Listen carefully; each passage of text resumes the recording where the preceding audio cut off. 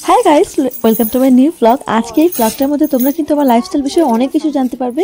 আমার মেয়ে, আমি এবং আমি রান্নাবান্না করছি, এই জিনিসগুলো তোমরা কিন্তু আজকে সুন্দরভাবে দেখতে পারবে। আর আমি তোমাদেরকে একটা কথা বলি, তোমরা কি এখনও সাবস্ক্রাইব করেছো নাকি করোনি? তোমরা কিন্তু অনেকে আমার ভিডিওগুলো দেখছো, 90% পাবলিক কিন্তু আমার ভিডিও দেখে কিন্তু সাবস্ক্রাইব করছে না, ঠিক আছে? মাত্র কয়েক পার্সেন্ট লোকই কিন্তু আমার সাবস্ক্রাইবার রয়েছে যারা আমার ভিডিওগুলোকে কন্টিনিউয়াসলি দেখে। তো চলো সাবস্ক্রাইব করে নাও আর ভিডিওটাকে কন্টিনিউ করতে থাকো। বন্ধুরা, সকালে ঘুম থেকে উঠে আমি ব্রাশ করে নিয়ে কিন্তু স্কিন কেয়ার করে নিয়েছি। সবার প্রথমে আমি তোমাদেরকে স্কিন কেয়ারটা দেখাচ্ছি না, আজকে রান্না থেকে শুরু করছি। রান্নার জন্য আমি কিন্তু শীতকালে এই সবজিগুলো নিয়ে নিয়েছি, আর আমি রান্না করার আগে সব সবজিগুলোকে কুচি কুচি করে কেটে নিয়েছি। তো চলো সর্বপ্রথমে বেগুন ভাজা বানাই। লবণ আর হলুদ দিয়ে আমি বেগুনগুলোকে ডুমো ডুমো করে কেটে নিয়ে কিন্তু এগুলোকে আমি মেখে রেখেছি। এবার আমি তেল যখন গরম হয়ে যাবে তখনই কিন্তু আমি তেলের মধ্যে বেগুনটাকে দিয়ে দেবো। আর এটা একটা সিম্পল রেসিপি, তারপরে আমি তোমাদের সাথে শেয়ার করছি যেহেতু এটা একটা আমার ব্লগ চ্যানেল। তো ব্লগের মাধ্যমে আমি কিন্তু দেখাচ্ছি যে কী করে আমি রান্নাবান্না করছি, আমার মেয়েকে আমি রেডি করাবো সেটাও দেখাবো, এবং একটা হেয়ার কেয়ার টিপস রয়েছে তোমাদের জন্য। এবারে পাশের গ্যাস বার্নারে কিন্তু আমি ডাল বসিয়ে দিচ্ছি। এই রেসিপিটা আমি তোমাদের সাথে শেয়ার না করে পারছি না। এখানে আমি সরষের তেল দিয়ে দিচ্ছি। বন্ধুরা, কুকারের মধ্যে কিন্তু একবারে আজকে আমি ডাল ফোড়ন দিয়েই বানাবো। ভীষণ কিন্তু টেস্টি হয় এই রেসিপিটা যখন তোমাদের কাছে সময় থাকবে না। আমার কাছে এখন সময় খুবই সংকীর্ণ, কারণ আমি বাচ্চাকে রেডি করাই, বাচ্চাকে আমি সারাদিন বেশি খাওয়াই, তারপরে কিন্তু আমাকে রান্নাবান্না করতে হয়, ঘরের অনেক কাজ থাকে, তো সেগুলো সামলাতে গিয়ে কিন্তু সিম্পল রেসিপি। আমি গরম তেলের মধ্যে আদা কুচি দিয়ে দিয়েছি, এর সাথে দেবো আমি রসুন কুচি, এবং এর সাথে আমি অ্যাড করব পেঁয়াজ। আমি কুচি কুচি করে কেটে রেখেছি। এই তিনটে জিনিসকে কিন্তু আমি হালকা একটু জাস্ট ফ্রাই করে নেব। যখন জাস্ট হালকা একটু ফ্রাই হয়ে যাবে তখনই কিন্তু এর মধ্যে আমি শুকনো মশলাগুলোকে দেবো, যেমন ধরো গোটা লঙ্কা, শুকনো তেজপাতা দেবো, আর এর সাথে দেবো আমি জিরে। গোটা জিরে কিন্তু অবশ্যই দেবে, কেউ কেউ কালো জিরেও পছন্দ করে, আমি কিন্তু এখানে গোটা সাদা জিরে দিচ্ছি, ঠিক আছে? এবারে এটাকে একটু হালকা ফ্রাই করে নেব। ফ্রাই করে নেওয়ার পরে, বেশি কিন্তু একদম ফ্রাই করবে না, হালকা ফ্রাই করে নেওয়ার পরে এর মধ্যে আমি ডাল দিয়ে দিচ্ছি। মসুর ডাল কিন্তু আমি আগেই ধুয়ে ভিজিয়ে রেখে দিয়েছিলাম। আমি জল ঝরিয়ে নিয়ে কিন্তু জাস্ট ডালটাকে এর মধ্যে দিয়ে হালকা একটু নেড়ে নেব। তারপরে এর সাথে আমি অ্যাড করব জল। যতটা পরিমাণ তোমরা ডালের মধ্যে জল খাও ততটাই দেবে। আর লঙ্কা কিন্তু অবশ্যই অ্যাড করবে। এখানে আমি 2টো লঙ্কা দিচ্ছি, যেহেতু আমাদের মেয়েও মাঝে মধ্যে আমাদের সাথে অল্প অল্প করে ভাত খায়, আমরা যখন খেতে বসি, তাই জন্য আমি কিন্তু তরকারি কিন্তু একদম মিনিমাম ঝাল দিই। তো বেগুন পিসগুলোকে আমি জাস্ট হালকা করে উল্টে দিই, উল্টে পাল্টে কিন্তু ভাজা করলে বেগুন ভাজা অনেক বেশি টেস্টি হয়। এবার আমি জল দিয়ে দিয়েছি। আর যেহেতু আমি এক হাতে ভিডিও করছি, আমি কিন্তু বাঁ হাতে ভিডিও করেছি আর ডান হাত দিয়ে আমি রান্নাবান্না করছি। আমি হাফ চামচ হলুদ নিয়ে নিয়েছি, হলুদ গুঁড়ো, আর তার সাথে আমি 1 চামচের মতো লবণ দিয়ে দিচ্ছি। তোমরা নিজেদের স্বাদ অনুযায়ী কিন্তু দেবে। আর এটাকে আমি কুকারের ঢাকনা লাগিয়ে কিন্তু সিটি মেরে নেব 4 থেকে 5টা। যদি ডালের পরিমাণ বেশি থাকে তো তোমরা তোমাদের নিজেদের আইডিয়া অনুযায়ী নেবে। আমি 1 মুঠ ডাল রান্না করছি, আমাদের দুজনের জন্য কিন্তু 1 মুঠ ডাল 3 বেলা হয়ে যায়। আমরা 2 বেলাও যদি খাই তবুও কিন্তু আমরা ঠিক ওরকমভাবে মেনটেন করি কিন্তু চলি, কারণ দেখো দুজনের জন্য আমি রান্নাবান্না করি।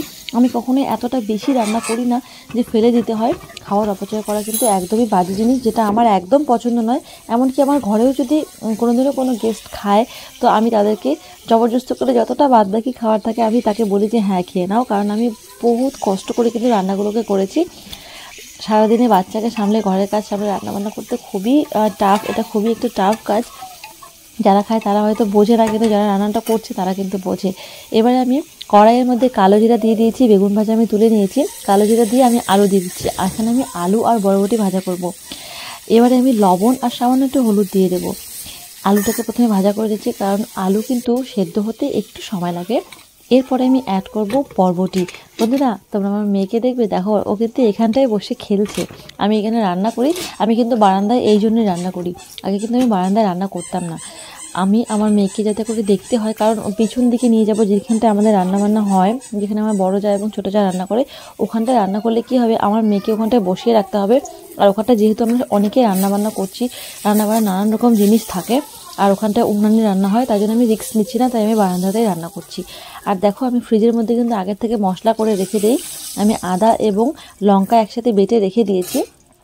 তো এই বাটাটাকে আমি এই বরবটি ভাজার মধ্যে দেব। খুবই টেস্টি হয় এই নিরামিষ ভাজাটা, আমার খুবই পছন্দ।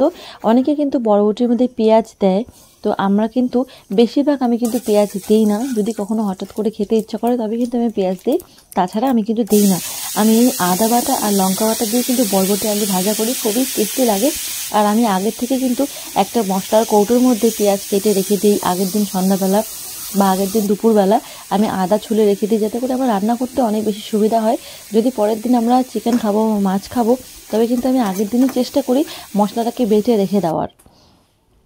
এতে করে কি হয়, আমি জাস্ট সবজিটাকে রেডি করে কিন্তু আমি রান্না বসিয়ে দিই। যখন থেকে আমার বেবি এসেছে তখন থেকে আমি এই প্রক্রিয়াটাকে করি। আর ভাজা হয়ে যাওয়ার পরে আমি জাস্ট 2টো কাঁচা লঙ্কা উপর থেকে দিয়ে দিচ্ছি। ভাজাটাও আমি অল্প ঝাল দিয়েই বানিয়েছি, কারণ আমার বেবি কিন্তু খায় আমাদের সাথে বসে, তাই আর কি। তো উপর থেকে আমি কাঁচা লঙ্কা দিয়ে দিচ্ছি, ওগুলোই আমি খাবো। আমি হোক বা আমার হাজব্যান্ড কিন্তু ওগুলোই খাবো। আর দেখবে তরকারি রান্না করার তরকারি নামানোর একটু আগে 2টো বা 3টে কাঁচা লঙ্কা দিয়ে দেবে, দেখবে ওই লঙ্কাটার স্বাদ কিন্তু একদমই আলাদা হয়। বন্ধুরা, আমার ডালও কিন্তু হয়ে গেছে, ভাজাও হয়ে গেছে, তো আমার রান্না তো রেডি। এবারে কিন্তু আমার মেয়েকে স্নান করাতে হবে। আর বেবিকে স্নান করানোর জন্য আমি কিন্তু সবসময় উষ্ণ গরম জল ব্যবহার করে থাকি। আর ওকে কিন্তু আমি মামাআর্থের সব প্রোডাক্টই ইউজ করাই। ওর স্কিনের মধ্যে আমি এমন কোনো হার্মফুল কিন্তু জিনিস দেই না। তো এখন ওকে খাওয়ানোর পালা। আমি কিন্তু ওকে খুব ভুলিয়ে ফুসলিয়ে ওর সাথে নানান রকম কথা বলে আমি খাওয়াই। অনেক গার্জিয়ানরা কী করে, মোবাইল দিয়ে দেয় বাচ্চাকে, মোবাইল দিয়ে কিন্তু বাচ্চাকে খাওয়ায়, এটা কিন্তু কখনোই করবে না। দেখো, আমি ওকে জাস্ট জল দিয়ে স্নান করিয়ে এনেছি। আজকে কোনো রকম আমি বডি ওয়াশ ইউজ করিনি। এবারে আমি ইউজ করছি মামাআর্থের একটা ফেস ময়শ্চারাইজার। বেবির জন্য কিন্তু আমি সবগুলো প্রোডাক্ট যতগুলো ইউজ করি সবগুলোই মামাআর্থেরই ইউজ করি। হ্যাঁ, একটা ডাবরের মাসাজ অয়েল রয়েছে, সেটা আমি দিয়ে কদিন ওকে মাসাজ করিয়েছি। এখন যেহেতু আমি ওকে মাসাজ করাচ্ছি না, তো মাসাজ অয়েলটা পড়েই রয়েছে ঘরে। আমি তো মাসাজ করাতে পারি না, ওকে আমার বড় জাই মাসাজ করায়। আগে আমার একটা কাকি ছিল, ওই কাকি ওকে মাসাজ করিয়েছিল। তো এখন আমি ওকে ডাইপার পরিয়ে দিয়েছি, তারপরে ড্রেস পরিয়ে দেবো। এখন আমি ওকে হালকা ড্রেস পরাচ্ছি। এখন ও দুধ খাবে, দুধ খাওয়ার পরে ও ঘুমিয়ে পড়বে। এরপরে আমি চলে যাব আমার হেয়ার কেয়ার করতে, কারণ কালকে আমি জাস্ট নর্মাল জল দিয়ে চুল ধুয়েছিলাম। আজকে কিন্তু আমি চুলের মধ্যে একটা হেয়ার প্যাক লাগাবো। বন্ধুরা, তোমরা কি চুলের মধ্যে হেয়ার প্যাক লাগাও কন্টিনিউয়াসলি? সরি, আমি কিন্তু কন্টিনিউয়াসলি চুলের মধ্যে হেয়ার প্যাক লাগাই। কোনো পাউডার হেয়ার প্যাক হোক বা ডিম। আমি যখন দেখি যে আমার হাতের কাছে কোনো হেয়ার প্যাক নেই, তখন কিন্তু আমি জাস্ট ডিম লাগাই। আর আমার বেবি কিন্তু ব্রেস্ট ফিডিং করতে খুবই পছন্দ করে। তোমার বেবি যতদিন পর্যন্ত চায় ততদিন কিন্তু ব্রেস্ট ফিডিং অবশ্যই করাবে।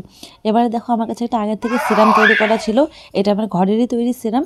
এই সিরামটার সাথে আমি অ্যাড করে দেব ডিম। এই ডিমটাকে আমি অ্যাড করে দিয়ে সুন্দর করে এটাকে মিক্স করে নেব। মিক্স করে নেওয়ার পরে আমার শুকনো চুলের মধ্যে কিন্তু এটাকে আমি অ্যাপ্লাই করব। মাথার খুপড়ি থেকে শুরু করে চুল পর্যন্ত সব দিকেই ভালো করে অ্যাপ্লাই করে নিয়ে একটা বান বেঁধে খোপা বেঁধে রেখে দেবে বা ক্লিপ লাগিয়ে রেখে দেবে। যদি পারো তো শাওয়ার ক্যাপ লাগিয়ে নেবে। শাওয়ার ক্যাপ লাগিয়ে নিলে কী হয় জানো, ভিতরে কিন্তু একটা ময়েশ্চার থাকে আর বাইরে রোদের তাপ লাগে না। এতে করে ডিমটা কিন্তু ডিমের প্যাকটা কিন্তু শুকিয়ে যায় না। আর এমনিভাবে রাখলে কী হয় জানো, ডিমের প্যাক কিন্তু শুকিয়ে যায়। দেখো, আমি স্নান করে এসেছি। আজকে আমি আলতা পরে নিয়েছি, পায়েলও পরেছি, আর আমি সুন্দর করে সেজে নিয়েছি। সুন্দর করে সাজলে গুজলে কিন্তু মনটা অনেক বেশি ভালো লাগে। আর বন্ধুরা, তোমাদের ভিডিওটা কেমন লাগলো আমাকে কমেন্ট করে জানাও তো।